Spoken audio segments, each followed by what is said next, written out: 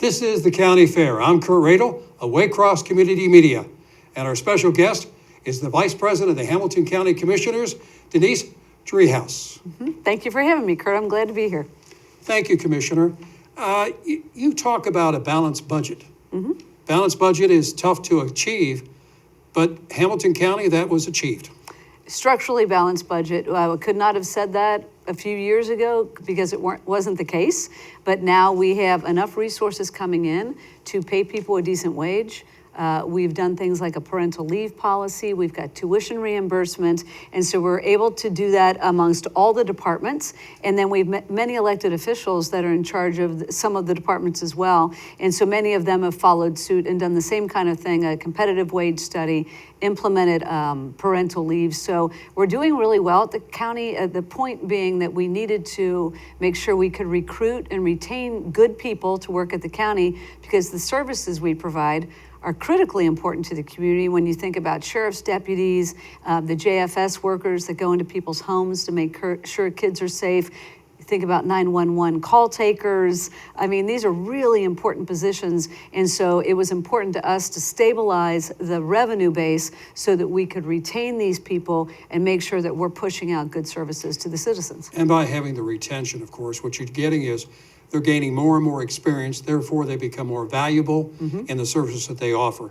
And that's a key, isn't it? Absolutely. They get better at what they do as time goes on. They create relationships throughout the community so they know where the partnerships are. It's always good to try to keep somebody within the fold at the county. We've got some folks that have been there 20 years, but what we were finding, because we weren't keeping up with our pay scale, was that we would bring people in, they'd be with us for about a year, we'd train them, they'd have some experience, and off they would go to a different county because they were paying better wages or had a better benefit package. And so it just wasn't working to the benefit of the citizens in the county at all. And so I'm proud to announce that we've got this stability now, and so we're doing pretty well.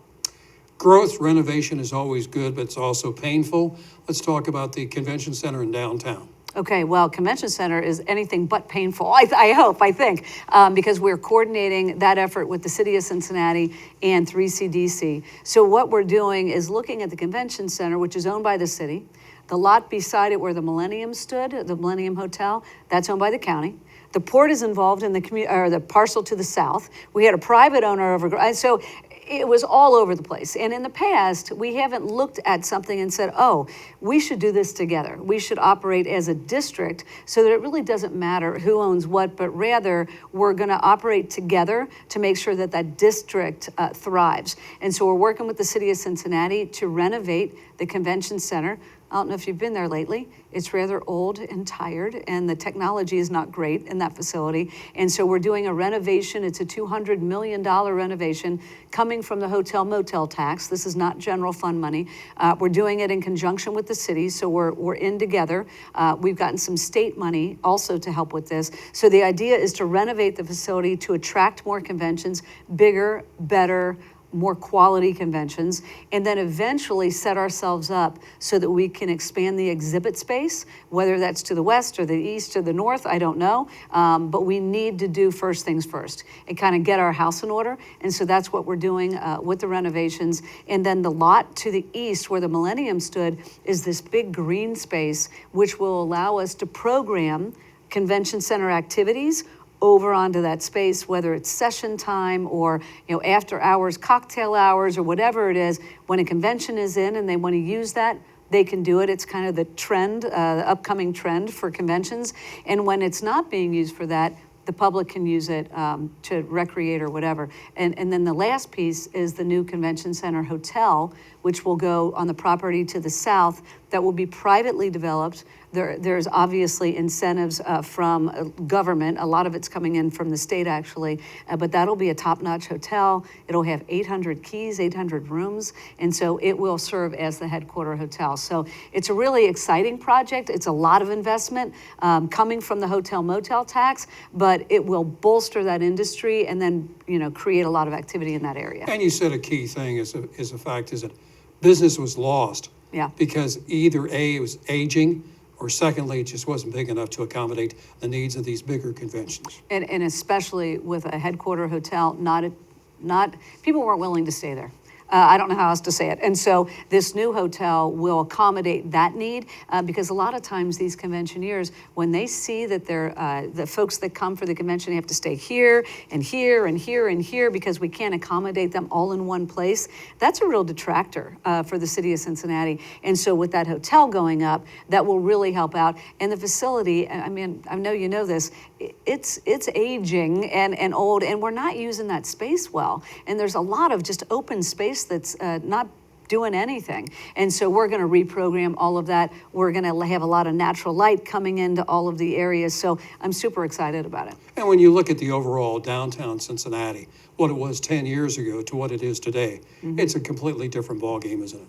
That's right. And so the convention center kind of sits in between the over the Rhine development that's gone on and the banks. And so we also because 3CDC is kind of in that space, we're going to help connect those conventioneers when they come in to what's going on to the north and to the south. And so there will be all this energy in that district. That area of town right now is just dead. There's nothing going on. And it can be dangerous because of that. And so we're breathing some life into it. And so it'll lift all boats, really.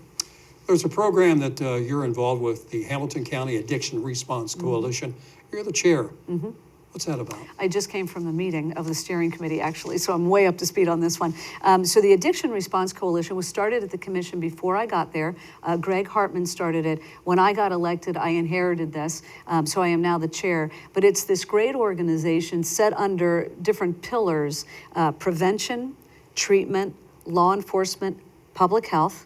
So those are the four main pillars, trying to save lives and get people into treatment and long-term recovery in this community, treating addiction like the disease that it is and trying to reduce the stigma so that people engage and get into treatment.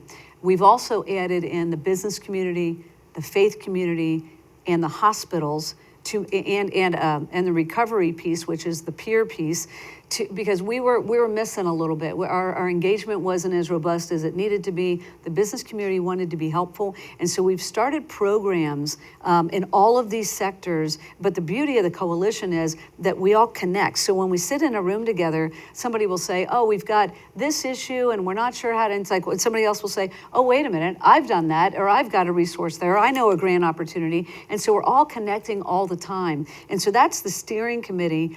The larger HCR group meets quarterly. There's 700 members to this group. About 100, 150 show up at the meetings. And again, it's this great opportunity to network, learn about what's going on. What are the drugs on the street? How many people are we losing to overdose deaths? So we're informing, but we're also connecting and learning from all of the people that are in this room. So I'm really proud to lead the group, but it's really a collective effort. So we're all the leaders of the group, you know? And I think what you're talking about there as well, oftentimes a program is launched and there's not communication with other parties involved. Here, by having the coalition, you're having that communication. As you indicated, if one party does not have the answer, someone else does.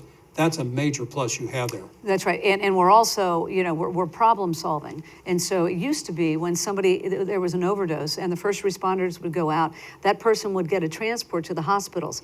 Right now, we've seen a lot of folks not accepting that transport. And so we can't lose the opportunity to try to get them into treatment. So we've got these quick response teams, started in Colerain Township, actually. It's a national model now, where we've got a peer support person and law enforcement going out together within that window of time, about 2 to 3 days, to engage that person. We know they've had an overdose.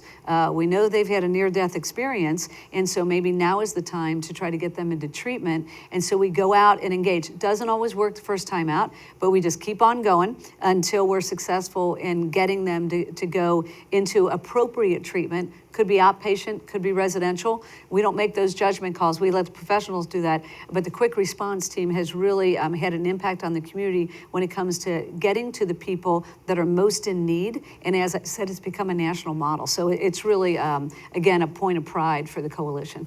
And I think a lot of people don't realize how many different projects a commissioner is involved with. One of them is the Lead Safe program. Tell us how that helps the kids to be safe in the community.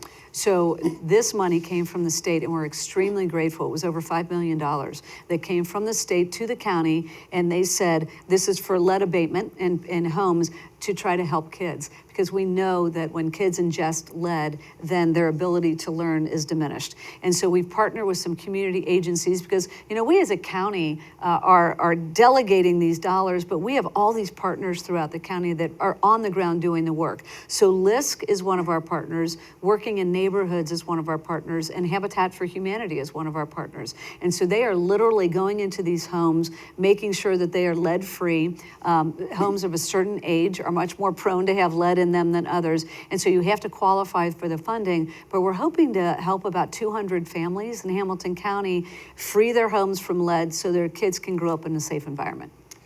There are also projects for women in the community, resulting in a movement for women for women. Tell us what that's all about. So when I was elected in 2017, I was the first woman to be elected to the Hamilton County Commission. And so it was a unique role, and I took that seriously. And when I was out on the trail, I heard from a lot of women that they weren't feeling heard.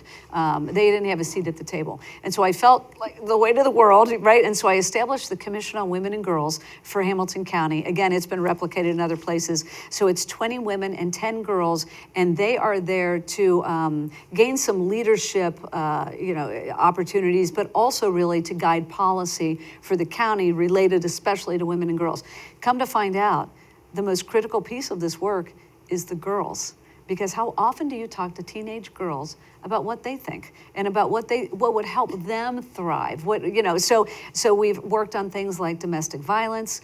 We've worked on pay equity, and we've got hundreds of organizations in the county now who've signed on to our pay equity pledge, which is pretty exciting. And the most recent victory we had was passing some legislation with help of a couple senators at the state level to provide free period products in schools, because we were hearing that there were many girls that were skipping school because they didn't have access to period products. And we're like, what are you talking about? And so they said either themselves or friends of theirs had experienced what they called period poverty. And so when a girl doesn't have access, she doesn't go to school. And so they're now not learning, they're tardy, they're absent. And so with this idea that they have access to period products, just like they do toilet paper and paper towels, is a really big step for the state of Ohio. And it took collaboration with the governor, with the Speaker of the House, with the President of the Senate, all of whom are men, to say, yes, that makes sense, and we're going to help you with the effort. But it all bubbled up from the Commission on Women and Girls. And when you talk about women, you also have women in business. When I was in the chamber world, I felt that there was a real need there for women to have a voice, because you're finding more and more women opening up small businesses. Small businesses, of course, is the fiber of what's Main Street USA, if you will. And so if you can get women where they have an opportunity to share their voice, to share ideas, you have a winning situation there. Absolutely, and their perspective is so important because some of the challenges are different. Sometimes women need to feel the confidence and the support, as you say, from the community in order to do well. And so we've had a number of small business owners on the Commission on Women and Girls, and the insights they provided were really helpful. And so when we do the pay equity pledge, it's not, we've had the Reds do it, FC Cincinnati did it, United Way did it, which is county did it, City of Cincinnati, but we also have small business owners that we're trying to make sure that they're in that space too, so that they can celebrate that they are achieving pay equity. They've done a study, and they also use it as a recruiting tool, which is something, again, it's kind of a side thing, but it's like, oh, right, didn't see that coming. But of course, sure. They want to promote the fact that they promote pay equity within their business environment. And the women on the commission were like, this is going to happen, and it did. So it's really important to have that voice. One of the things that's also on the table for the county is the relationship with the Cincinnati Bengals and the stadium there. Bring us up to date on what's going on in that particular situation. So that's kind of two things. One is the lease, which expires in 2026. And so we are in current active negotiation with the team related to the lease. That is what defines the relationship between the city and the county. Who gets the revenues, who gets the naming, all that stuff. The other piece, though, is the stadium itself, which is a county asset, belongs to the taxpayers. And we've done a fairly nice job of maintaining that facility to the point where we don't need to build a new stadium. We just need to renovate what we we have. So that's the good news, and the Bengals agree. And so we're going in, and we've done an assessment of the nuts and bolts, right? The waterproofing, and the roofing, and the concrete floor, and all that stuff, and what needs to be repaired, escalators, all that stuff. But then we've also got another study that was just completed that talks about how can we look at that stadium a little differently. I mean, it functions for game days, but as I said, it's a community asset. And we had Taylor Swift in here last year, and she created a lot of buzz and a lot of economic development, right? I mean, I think it was $92 million economic impact to the region. I mean, it's just amazing. And so how do we do more to the stadium to make sure that concerts like that can come in and do what they do best, right, and generate all this activity and revenue. And so we're looking at different things related to accessibility for a person that can't afford a season ticket. How do they have access to watching a game or two, maybe standing room only?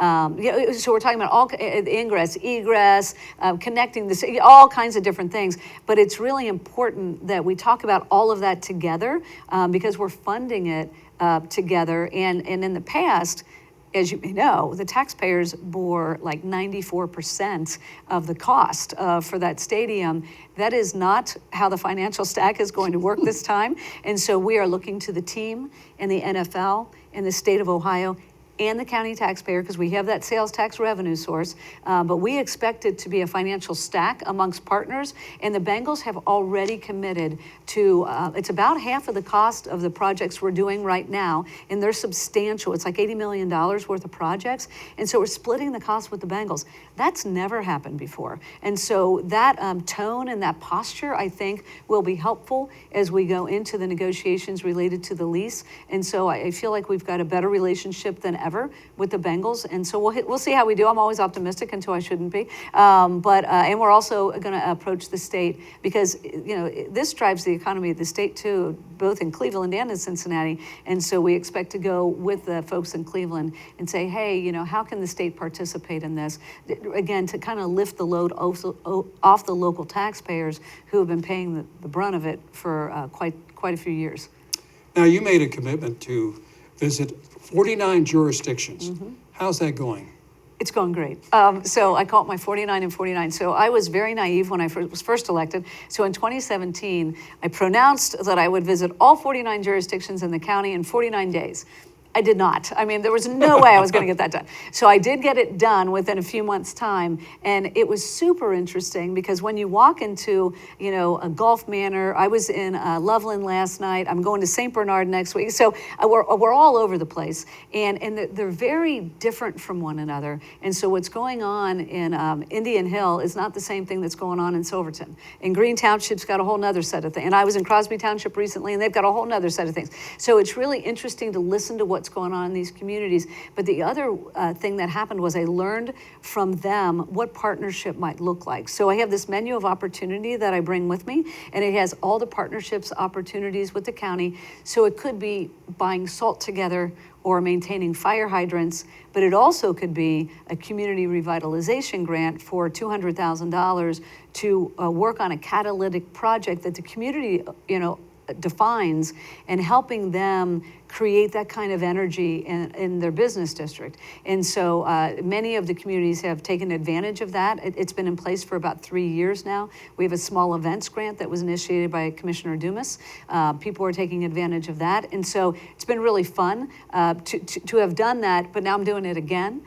Because I'm just a glutton for going out and about every night. And so I'm probably on maybe 35 of the 49 right now, but there are different people. Right? In 17, it was a group of elected officials at these meetings and constituents, obviously coming in. Some of those councils have changed, and so now it's a whole new group of people. And so it's a good way to introduce the opportunities with the county, but also, again, to learn from them as to what we're doing and how we can improve on what we're doing. So I'm in the middle of it right now, and it's good fun.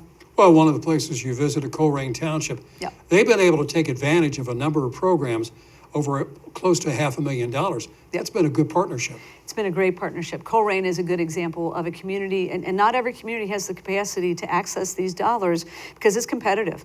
And so you have to apply for these grants and really make your case. We're all always oversubscribed, right? So, and it's always something that we think about when we go through the budget cycles as to how much money we should allocate for this purpose. Because we do run a pretty tight ship, and we've got a pretty tight budget. And so to carve out $3 million is a lot for this program.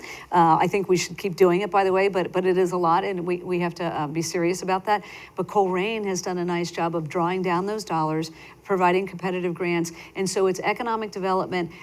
They have also taken advantage of recycling grants that are coming through another department through the county, and so it's CDBG dollars run through us too. So these are federal dollars that come in and we push back out. So Colerane's done a nice job of accessing, and I complimented them. I told them, the only way the partnership works is when we have the money available and the communities apply for it. If either of those aren't true, it doesn't work. And so it only works when we're doing it together. And so I was grateful for the partnership. But it's also a factor of being able to communicate to whether it's Coleraine Township, Springfield Township, here's what's available.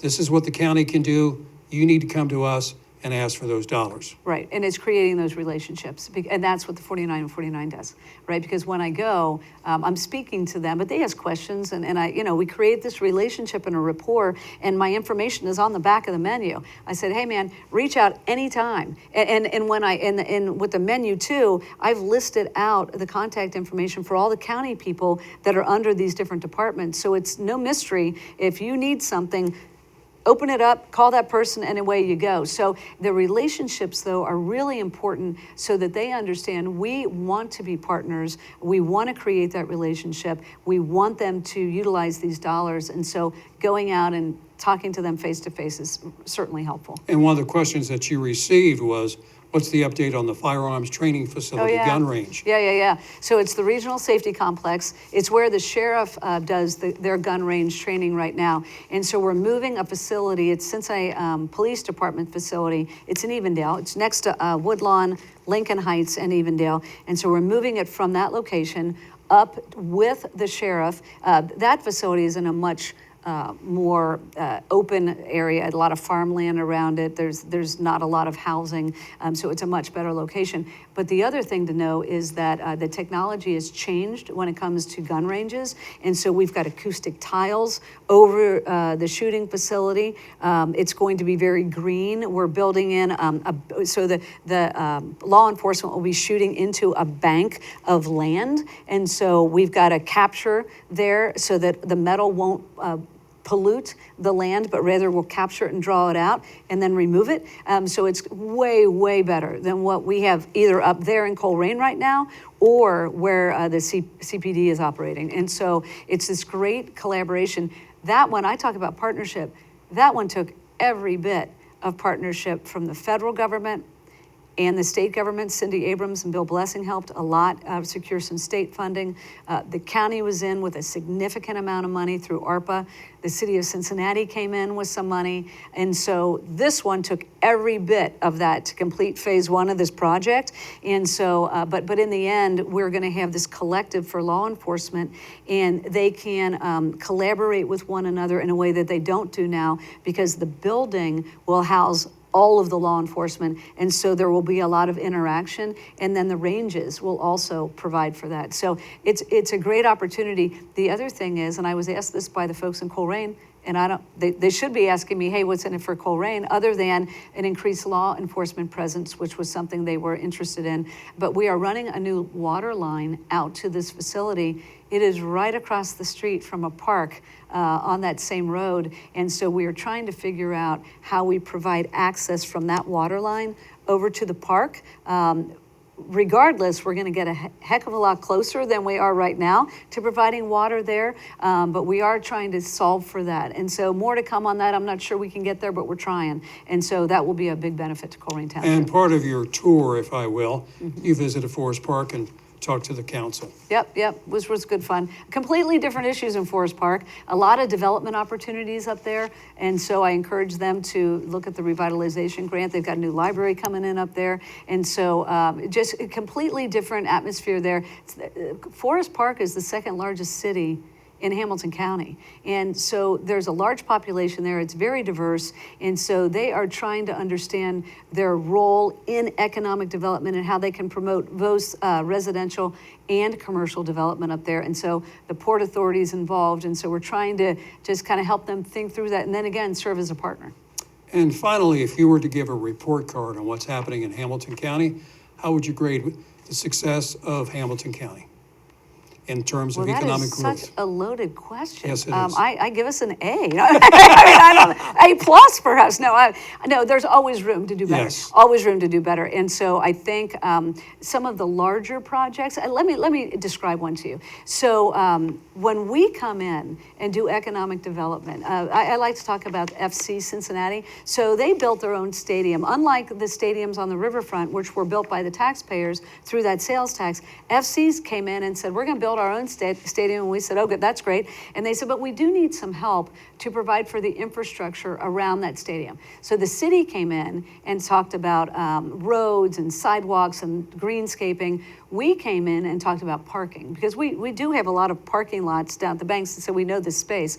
And so we built parking garages for the benefit of FC, but also there had to be a community benefit because, again, these aren't general fund dollars. This is parking revenue that we're using, so a restricted fund for parking, but still needed a community benefit for that. So we built some spaces in the West End, in that location, very near the stadium, because we know there's going to be growth there and economic activity there.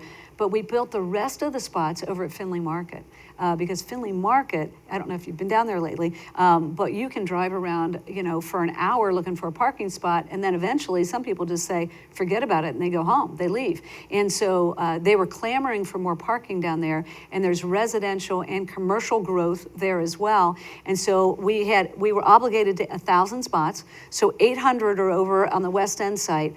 There are another 500 over at the Findlay Market site. So we gave more than 1,000, 1,000 of them that were dedicated for game day, but it also provided all this parking for the growth of the market and what's going on around it. And it's been a huge success. They're very grateful for it. And I've talked to some of the vendors and some of the folks that go to Findlay Market. The other cool thing, though, is we wanted it to fit into that community because it's dense in over the Rhine in that area. And so it doesn't, the ingress, egress, getting in and out is not along where pedestrians go, but rather off Central Parkway, which is a very busy roadway. So the front of this garage looks like a building. It's got a big mural on it. It's beautiful. It's got a living wall. And it's got these panels that make it look like different buildings. And so it fits right in to the character of the neighborhood. So we needed to build a garage. We built a garage, but we did it with a community benefit. And I think that's the reason we are successful in doing some of this stuff that we're doing. It's not what we're doing so much as how we're doing it. And that's what I'm most proud of. You did an excellent job in answering a tough question. Thank you. I do appreciate that. Commissioner Driehaus, thank you so much for joining us today. Thank you. I appreciate the opportunity. This has been the County Fair. I'm Kert Radel, Waycross Community Media. We'll see you next time.